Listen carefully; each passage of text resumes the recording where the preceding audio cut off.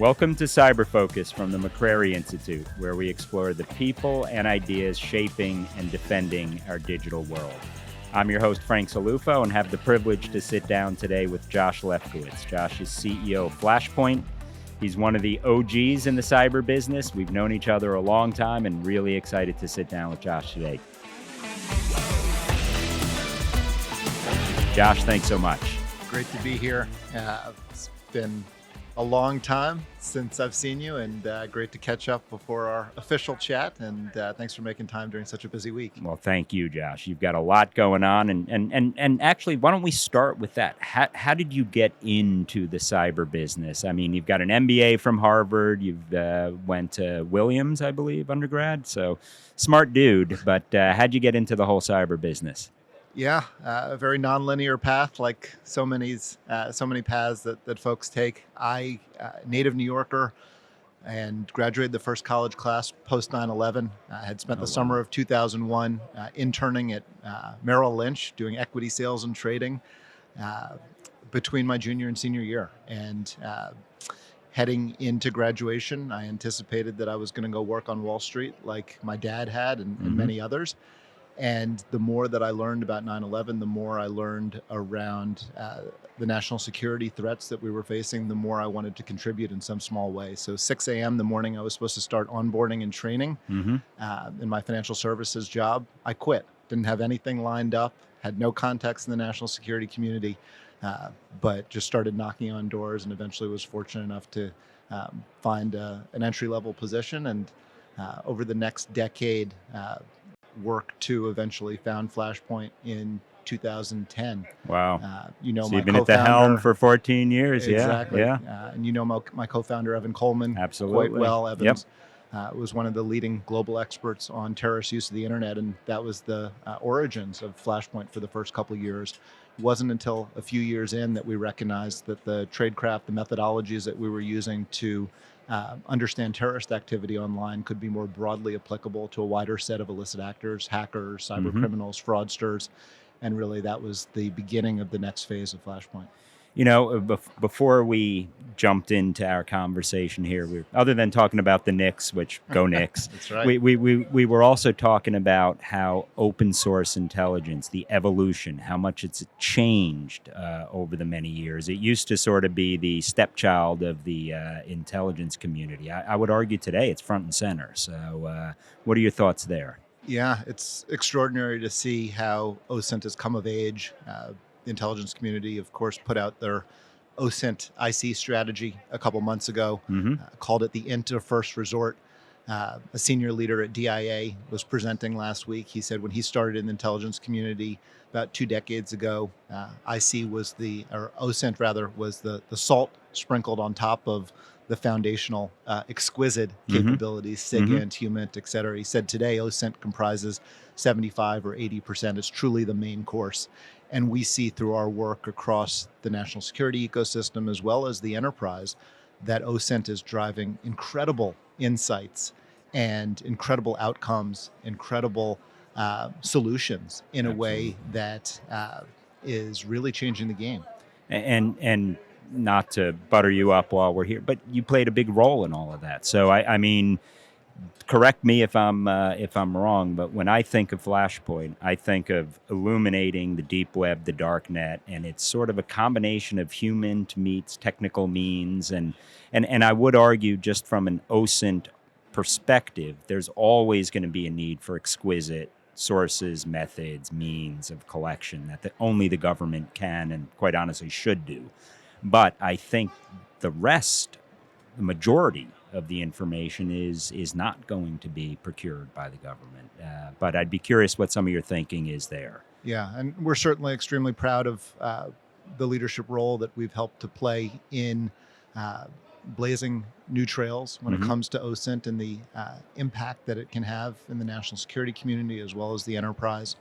As you said, the government is exquisite at the exquisite stuff. And when you marry up what private sector partners can do in the OSINT domain with those unique capabilities on the government side, that's where we've seen remarkable outcomes driven. And we're able to operate with tremendous agility and help to break down barriers that often bureaucratic limitations slow down. And we had one customer share with us last week that we were driving outcomes in 96 hours that would take them 9 months if they were to run those processes on the government side. Wow. And you mentioned a moment ago the combination of subject matter experts and technical capability. That's always been at the core of our philosophy. We have an analyst team that speaks 35 different languages, deep technical expertise, deep. What's the number one language? Mandarin, Farsi. The hard problem areas, exactly. Russian, yeah. And we've always seen that the magic happens when you pair subject matter experts with technologists. That's been at the core of our collections methodology. As we're now seeing the transformational impact of AI, we're marrying our subject matter experts with AI to drive high fidelity, high signal collections from illicit communities at scale in a way that was previously unfathomable. We've driven a 10x collection increase because of that marriage. And that's really the future. So with AI, and I definitely want to touch on your report, because I think your annual threat report is a must read. But before we jump into that, where do you see, obviously you're utilizing AI, machine learning, project sort of 18 months out. What do you think that looks like? So there's on the adversary side, and then there's on the blue side. On the intelligence side, I think it's a massive force multiplier in terms of efficiencies. So much of an analyst's day is spent synthesizing and summarizing, and AI can obviously provide game-changing efficiencies in that regard. Randy Nixon, who leads the CIA's open source enterprise, has been quite public talking about how AI has been a force multiplier for them throughout the entirety of the intelligence lifecycle. It can drive so much when it comes to relevance and personalization and context, as well as cross-language translation. And what we see in the overall intelligence landscape is there's just an absolute avalanche of data, an overwhelming volume of data. And so AI can be a really critical lever to help make the analyst even more efficient as they're struggling with that avalanche of data.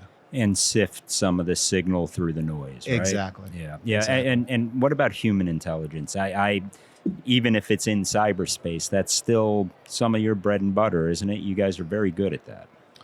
So we're particularly adept at navigating in online illicit environments and deriving intelligence from adversaries in those particular environments. And it all comes down. And you got to meet them where they are, right? They're not hanging out in churches or synagogues or wherever. It's all about really understanding the adversary and the environment that they're operating in. And you hit the nail on the head that AI can really change the game in terms of filtering down to that signal.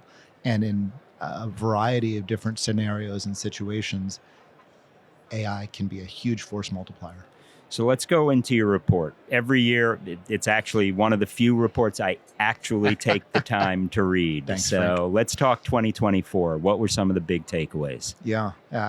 So one of the headlines, one of the themes was around a topic that I know you pay a lot of attention to, which is the cyber physical geopolitical convergence. And whether we're talking about the Russia-Ukraine war, whether we're talking about Israel-Hamas and the broader ripples into Iran's involvement, the China-Taiwan conflict, that narrowing of and breaking down of silos is front and center with what we're seeing in the threat landscape. It's also being mirrored in how we see enterprise teams positioning themselves.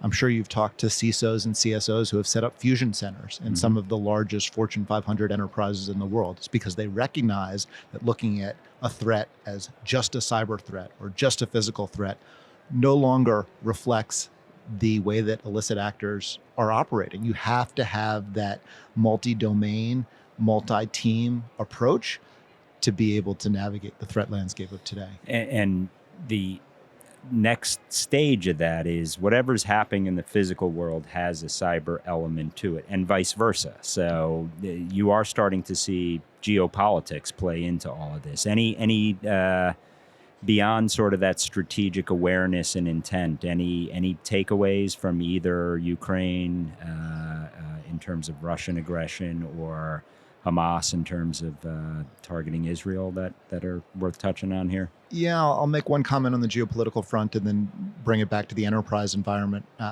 around an executive protection example. So, certainly we are seeing that physical attacks are being tightly coupled with cyber attacks. For example, as Iran was launching their strike against Israel, there were claims from Iranian affiliated, associated, claimed hacktivist groups that they were targeting the Israeli radar system in parallel. There's been tremendous reporting on some of the Russian disinformation campaigns aimed at Zelensky and others in an attempt to undermine trust and his credibility.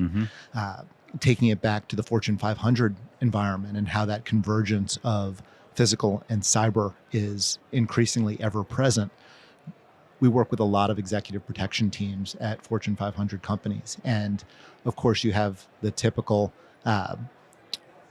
guards and guns approach to protecting their C-suite. But where we're increasingly seeing is activity that's in the cyber realm as well. It could be doxing of an executive, posting details around their personal life, their travel, or children. Their children, exactly. Yeah. And so that requires that fused approach to really wrap your arms around such a complex and multivariable threat landscape. Yeah, not to put too fine a point on it, but if anything's come out loud and clear today, it's those that are integrating cyber into their conventional warfighting strategy doctrine. They're the ones who are leading the way.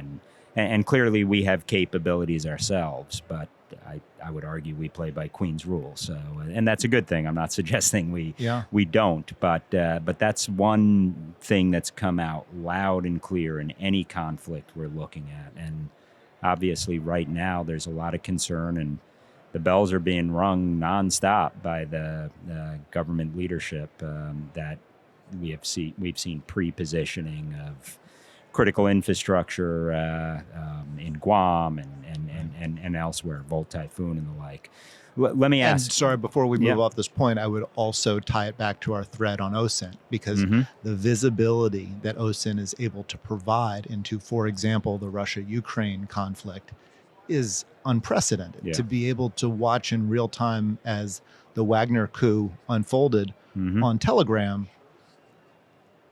gave OSINT analysts a front row seat to what was taking place. And that's reflective of how Telegram now occupies an incredibly critical position in the overall OSINT landscape, as well as the illicit actor community landscape. There are hundreds of thousands, if not millions, of different channels where illicit activity of all flavors, whether it's mail theft, whether it's credential stealing, whether it's info stealers, whether it's data dumps, whether it's right-wing extremism, left-wing extremism, whether it's AQ and beyond, Telegram has really democratized the way that illicit actors are engaging. I'm sure when you were getting started, forums were the nucleus. Oh yeah, of that what was place. even the cutting edge. So, exactly. Chat rooms. Yeah, that's right. Yeah. And so Telegram, which is media rich with video and audio and imagery, and enables real-time discussion between anyone in the world, and without the friction points that needing to get approved by an administrator to get into a forum, or worrying about law enforcement takedown of the underlying infrastructure that a forum runs on, has really been a game changer. And you raised a really good topic, and I want to use it to get to one of the other themes in the report. But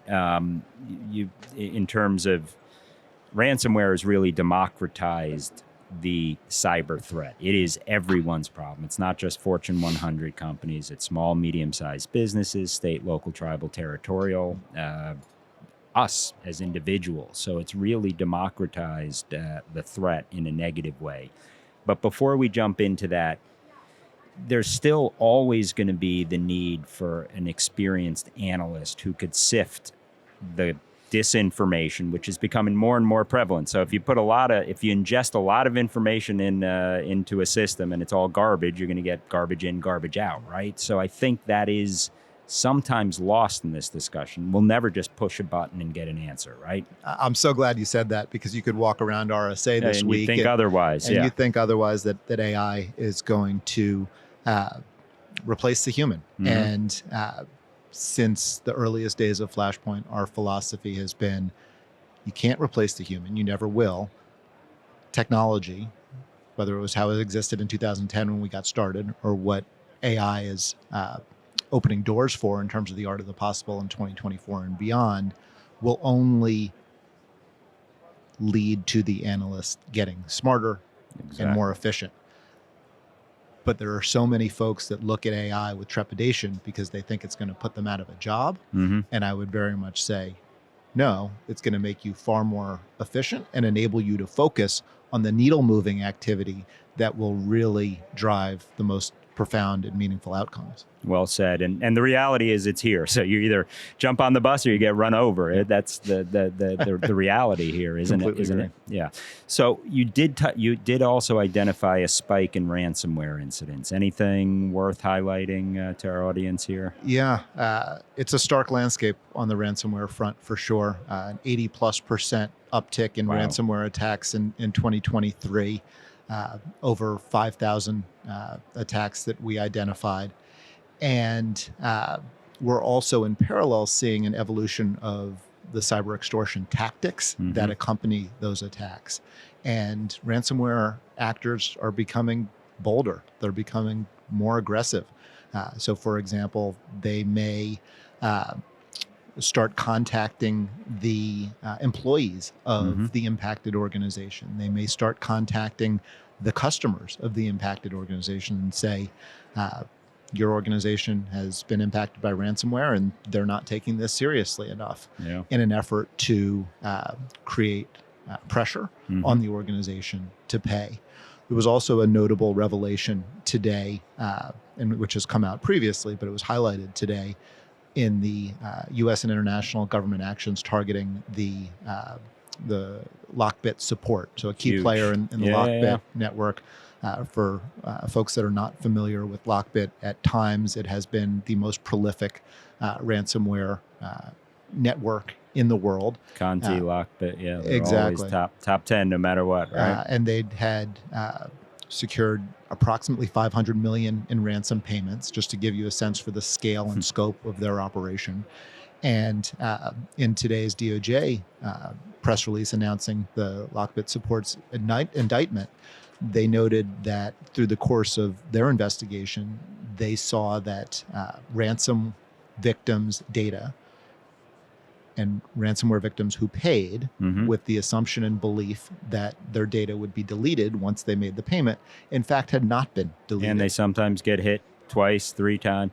You know, exactly. How do we scale some of this? Because the takedowns are great. We actually have been a little more creative. The reality is a lot of these actors are provided safe haven. They operate out of basically Russia or former Soviet republics where you have bulletproof hosting and all sorts of issues we need to get our arms around. But how do we scale that? Yeah. And I think if I'm in, and I don't want to overstep here, but if I'm in Flashpoint's shoes, you have the ability to look at the entire industry as an industry, because it is a business. Yeah. They've got to move money. They've got to do the same thing any legitimate business would do to be able to pull the resources out. Should we be thinking about these as economic issues as well as traditional law enforcement issues? Yeah. So first, I want to acknowledge that, as you noted, law enforcement and the international community has really stepped up the game in terms of the takedowns, in terms of the creativity that they're exhibiting.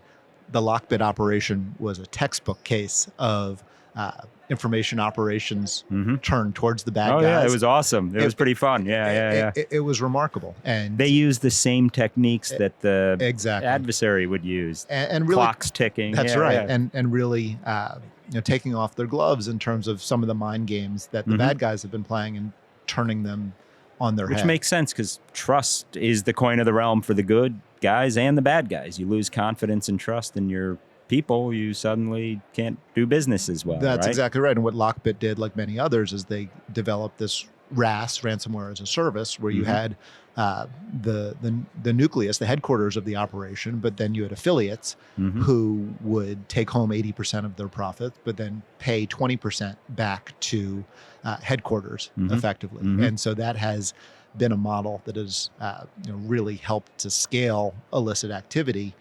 We're not just seeing it in ransomware, we're seeing it in a multitude of other domains. But to answer your question directly in terms of what do we do, there's a lot that can be done on the defender side. We purchased the leading player in the vulnerability intelligence space, risk-based security in 2022. And so that's given us a very front row seat to the vulnerability management and vulnerability intelligence landscape.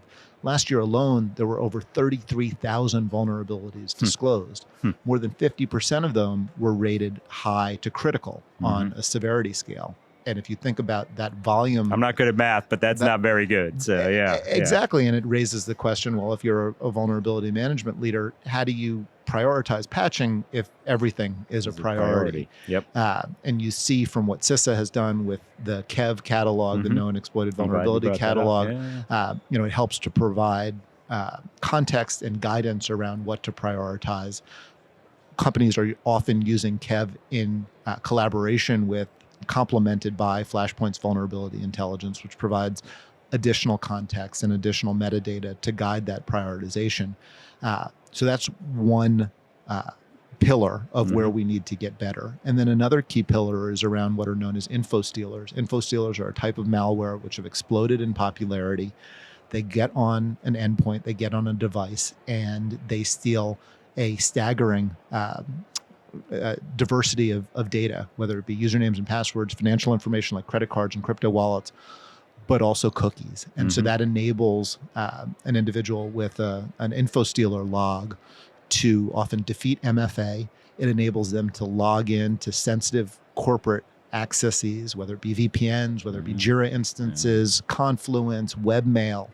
And that activity is often taking place on Telegram. So you can see how these threads converge, and working with a threat intelligence provider that can really be outside of your perimeter, that can be your eyes and ears, that can help you move from reactive to proactive on the vulnerability side, on the identity side with info stealers and credential stealing malware, are key components of how we can become more resilient and harden our security posture. I'm going to say something that you may not like at all. Can you make a pledge that at the end of the day, you can almost work yourself out of a job just on the ransomware issue? Because at the end of the day, we have to scale this. We really do. And I don't think government can do it alone. I know they cannot do it alone. So they need entities like you to sharpen their focus and maximize their impact. So you don't have to answer that directly. No, but I will say let's this. Let's all work all of ourselves out of jobs. That's certainly the aspiration. And,